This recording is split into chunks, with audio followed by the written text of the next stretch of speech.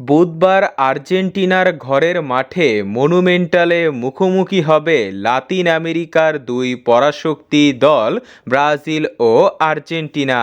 এই ম্যাচকে সামনে রেখে গতকাল প্রথম অনুশীলন করেছিল ব্রাজিল, তবে অনাকাঙ্ক্ষিত দুর্ঘটনার কারণে তা পুরোপুরি করতে পারেনি তারা। তবে এই ম্যাচের আগে ব্রাজিলের 4টা খেলোয়াড় বাদ পড়ে গিয়েছে। তাদের বদলে নতুন যারা এসেছে তাদের নিয়েই একটা দল হবে এটা নিশ্চিত। বিশেষ করে গোলকিপিং পজিশন থেকে ব্রাজিলের মিডফিল্ডে আসবে বড় পরিবর্তন, যেখানে গোলকিপিং পজিশনে গত ম্যাচে ব্রাজিলের বিশ্বস্ত গোলকিপার অ্যালিসন ইনজুরিতে পড়েছে।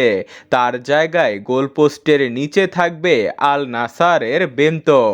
এরপর ডিফেন্সে রাইট ব্যাকে অভিজ্ঞতার দিক দিয়ে ভ্যান্ডারসন স্টার্ট করবে, তবে সাব থাকবে ওয়েসলি।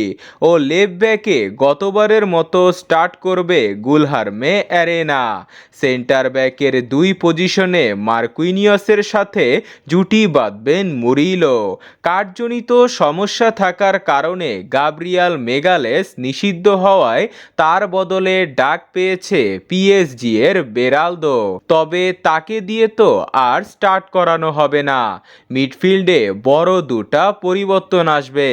ইনজুরি ও কার্ডজনিত সমস্যার কারণে ছিটকে গেছেন গারসন ও ব্রুনো গুইমারাইস, তবে তাদের বদলে এডারসন ও জোয়াও গোমেজকে ডাকা হয়েছে।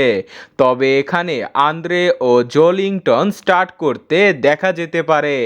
এরপর অ্যাটাকিং মিডফিল্ডার হিসাবে থাকবে দুর্দান্ত ফর্মে থাকা রাফিনহা। রাইট উইঙ্গে দেখা যাবে রদ্রিগোকে ও লেফট উইঙ্গে থাকবে ভিনিসিয়াস জুনিয়র। তবে সেন্টার ফরওয়ার্ড হিসাবে এবার শুরু করতে পারে ম্যাথিয়াস কুনা। তো বন্ধুরা, এই একাদশ নিয়ে কি ব্রাজিল জিততে পারবে? কমেন্টে জানা।